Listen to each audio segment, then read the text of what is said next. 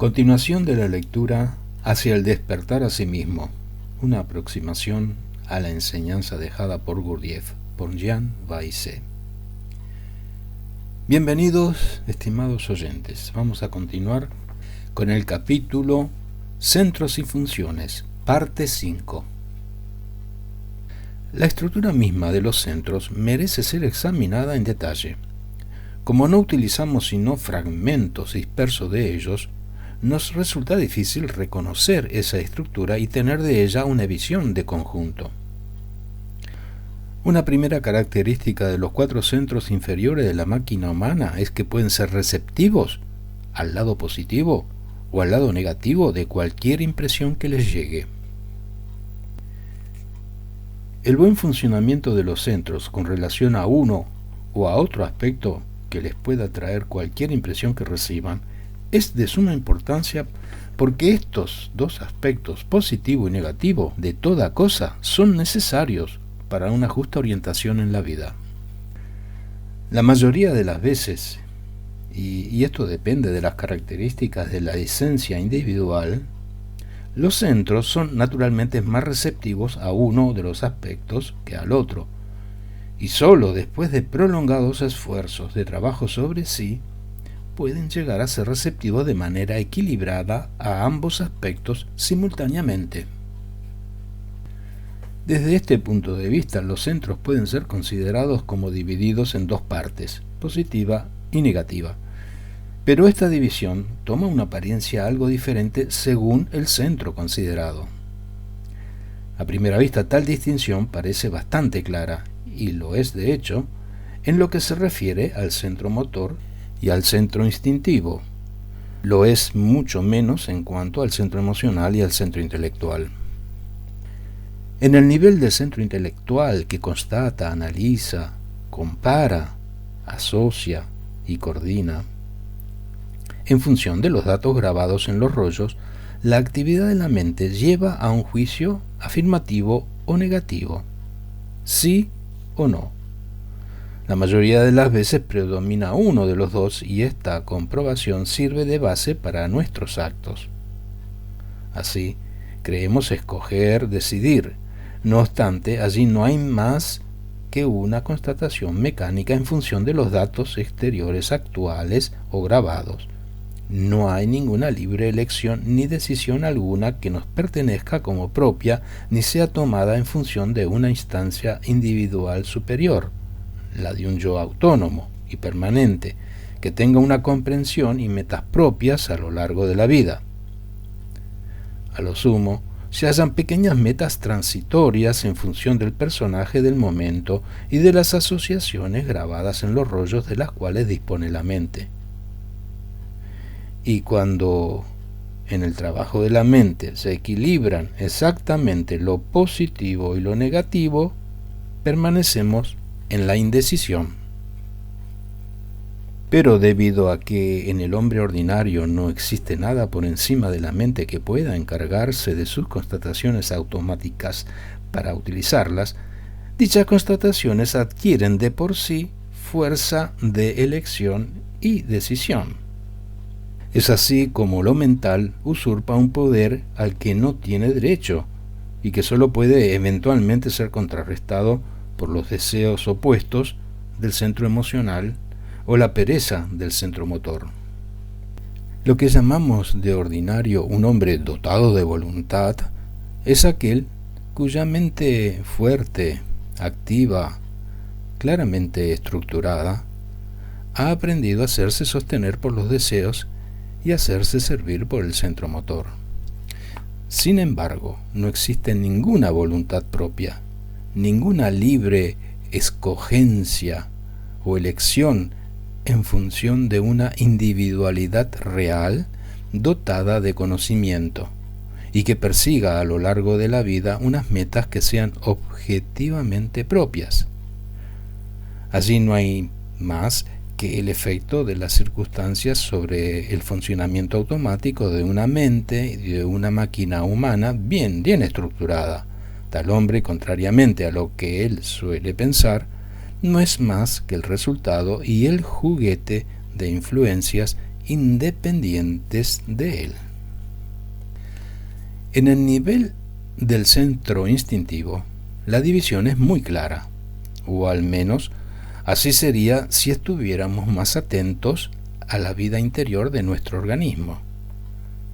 Las percepciones de este centro, positivas o negativas, buenas o malas, son todas necesarias para mantener, guiar y preservar nuestra vida.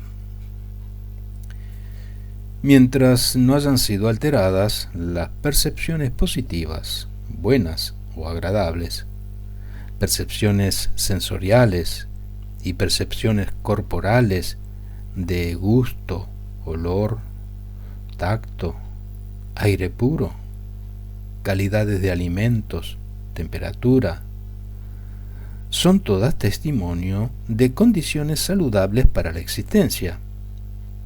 Las percepciones inversas son todas testimonio de condiciones nocivas. A ellas se agregan las percepciones instintivas relacionadas con otras partes de la máquina, afectivas generalmente, también intelectuales a veces, ya pertenezcan a niveles superiores de nuestro centro instintivo, de cuyas existencias sospechamos sin que los conozcamos bien, ya provengan de una parte instintiva de los centros emocional e intelectual. Tendremos que volver sobre este asunto. Pero las condiciones anormales de vida y la educación del hombre actual hacen que estas percepciones estén siempre más o menos gravemente perturbadas, y en todo caso, el hombre actual ya no sabe tomar en cuenta sus diversas percepciones de una manera justa. Por suerte, su centro instintivo, que trabaja en el nivel inferior, oscuro de la máquina, ha conservado estrechos vínculos con las fuerzas elementales de la vida que lo anima, y si las perturbaciones provenientes del exterior se muestran demasiado amenazantes, la función instintiva restablece por sí misma el equilibrio. El hombre se enferma o se queda inerte, pero si hace caso omiso, el desequilibrio puede llegar hasta la muerte. En el nivel del centro motor, la división en dos partes, positiva y negativa, es muy simple. Este centro puede estar activo o inactivo. Puede haber movimiento o relajación. También puede estar indiferente. Hay reposo. El centro motor es un centro de tendencia pasiva. Actúa poco de por sí y se limita a obedecer a aquello que le pida actuar, cualquiera que sea el origen del requerimiento. Esta disposición naturalmente pasiva hace que, más aún que los demás centros, éste sea propenso a la pereza. El hombre, para actuar, debe muchas veces obligarse. En el hombre ordinario, cuyos centros y personajes funcionan desligados, los requerimientos pueden llegarle desde diversas fuentes, a veces concordantes, a veces contradictorias, y sus acciones se vuelven entonces desordenadas, a no ser que simplemente, si el desorden se vuelve excesivo, el centro motor se refugie en su pereza natural. Un buen ejemplo para apreciar el desorden de esta actividad motriz es el que nos ofrece el lenguaje articulado, que pertenece al centro motor y está puesto por él al servicio de los demás centros, el centro intelectual sobre todo, y se ha ido perfeccionando progresivamente en asociación con ellos. Si fuera dejado en reposo, el centro motor estaría de hecho disponible, no en estado de inactividad, sino en un estado de disponibilidad en el que la parte superior del centro, la que está atenta para servir, permanece por el contrario altamente receptivo y lista para responder. Pero en su estado ordinario el hombre no tiene tal estado de disponibilidad.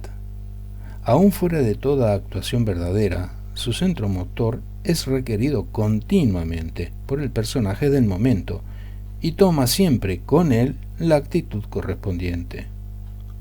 Cada uno de nosotros tiene así un repertorio completo de actitudes, siempre las mismas, indicativas del personaje que está presente y cuya observación permite descubrir ese personaje si es necesario.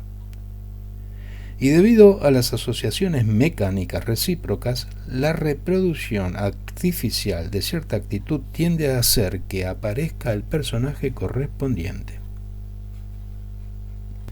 Tal, entre comillas, señalización automática de doble sentido entre estados interiores y aspectos exteriores es utilizada todo el tiempo en todo el comportamiento social, sin que siquiera tengamos una verdadera conciencia de ello. Forma parte del hombre máquina y de sus condicionamientos. El lado negativo del centro motor, su verdadera inactividad, es el relajamiento o la relajación. Esta no se consigue naturalmente y requiere, por parte de los otros centros, una renuncia activa y voluntaria a hacer cualquier petición al centro motor.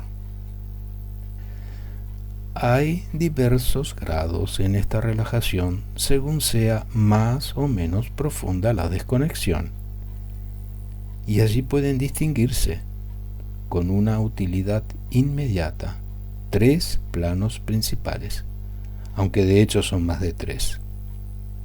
Son ellos las, entre comillas, actitudes básicas sobre las cuales puede establecerse la tranquilidad física necesaria para la búsqueda interior de una relación con las partes superiores de uno mismo.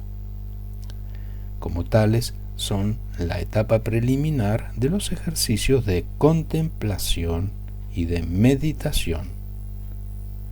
El primero de esos planos es la simple y completa tranquilización del cuerpo, en una actitud naturalmente estable y sin molestia alguna. Sobre todos estos estados de nuestro centro motor, somos informados por la sensación.